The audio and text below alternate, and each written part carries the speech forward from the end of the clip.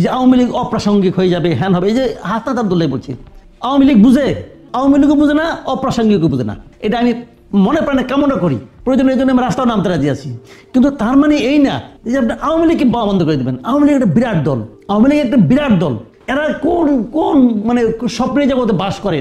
এরা মনে করে আজকে একটা ডিক্লারেশন দেবো, আওয়ামী লীগ শেষ হয়ে যাবে। আচ্ছা, যদি আওয়ামী লীগ শেষই হয়, সচিবালয়ে আগুন ধরছে, সবাই বলতেছে এটা নাকি আওয়ামী লীগ ধরাইছে, ছাত্রলীগ নাকি ধরাইছে, এটা বলতে সারা। তো আওয়ামী লীগ তো শেষ হয়ে গেছে, ছাত্রলীগ তো শেষ হয়ে গেছে। তাহলে এখনও তো আওয়ামী লীগ তো ভূত হয়ে আপনার ঘাড়ের মধ্যে চাইপা আছে। আওয়ামী লীগের ভূত তো আপনি ঘাট থেকে পারছেন না তো। তো যে ভূত আপনি ঘাট থেকে নামাতে পারেন না, সেটাকে আপনি নিশ্চিত করে দেবেন কেমন করে ভাই? সেই দলকে আপনি অপ্রাসঙ্গিক কেমন করে করবেন?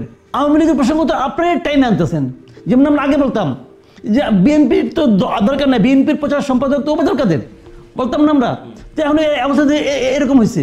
আওয়ামী লীগকে নিশ্চিহ্ন করার চেষ্টা করাটাই হবে আত্মঘাতী। আওয়ামী লীগের একটা পলিটিক্যাল পার্টি, তাকে তাদের মতো থাকতে দেন, সে তার মতো করে আসবে।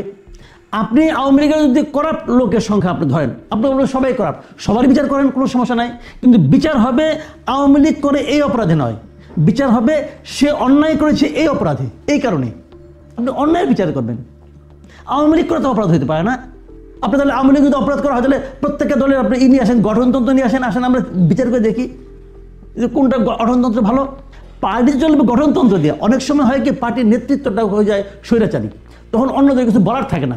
আমি মনে করি আওয়ামী লীগের সেই অবস্থা হয়েছে। আমি আওয়ামী লীগের বহু লোককে দেখছি, বহু লোককে আমি চিনি, যারা নাকি শেখ হাসিনাকে পছন্দ করতো না, বলতো শেখ হাসিনা আওয়ামী লীগটাকে নষ্ট করে দিচ্ছে। তো সেই লোকগুলো তো আছে, সেই লোকগুলিকে আপনি শাস্তি দেবেন কেন? আপনি অনেক লোককে বলতে শুনবেন শেখ হাসিনার আওয়ামী লীগ পছন্দ করি না, বঙ্গবন্ধুর আওয়ামী লীগ পছন্দ করি। তো এই কথার কোনো মূল্য নাই। এখন যারা বলে বঙ্গবন্ধু অপ্রাসঙ্গিক, আওয়ামী লীগ অপ্রাসঙ্গিক, আমি বলি, আমি ভাবি তারাই রিয়েলি আমাদের স্বাধীনতা বিরোধী ছিল। আপনি যত কিছুই বলেন, আজকাল দেখি মুক্তিযোদ্ধাকে ডিফেম করার একটা চেষ্টা থাকে। আপনি যত কিছুই বলেন, আজকাল থেকে 100 বছর পরে হলো ইতিহাসটা অনেকটা ওই পুকুরের মতো। এই যে নতুন পুকুর করলে পরে যেমন প্রথমে ঘোলা পানি থাকে, সেই পানিটা থিতাতে যেমন কিছু সময় লাগে, ইতিহাস এরকম যে 100 বছর পরে যে আপনি বুঝবেন যে রিয়েল ইতিহাসটা কি। 100 বছর পরে হলে দেখবেন আপনি বাংলাদেশের রিয়েল ইতিহাসে মুক্তিযোদ্ধা এটা হবে সম্মানের উচ্চারণ, আর রাজাকার হবে সবচেয়ে ঘৃণিত উচ্চারণ। এটাই বাস্তবতা। এই বাস্তবতাকে মেনেই কাজ করতে হবে। যে সমস্ত রাজাকার ওই একদিন স্লোগান দিয়ে বলছিল যে আমরা জয় করে ফেলেছি, জয় হয় না। এই দেশে মানুষের মনে রাজাকার একটা ঘৃণার উচ্চারণ হিসেবে আছে, আগামীতেও থাকবে। আর জাতীয় পার্টির প্রসঙ্গ, জাতীয় পার্টি একটা চরিত্রহীন পার্টি আমার বিবেচনায়, একটা চরিত্রহীন পার্টি জাতীয় পার্টি। তো জাতীয় পার্টিকে আমি ওইভাবে বিবেচনা করি, কারণ উনি মনে করতে পারে না চরিত্রহীন পার্টি না, সে ওনার মতো মনে করতে পারে।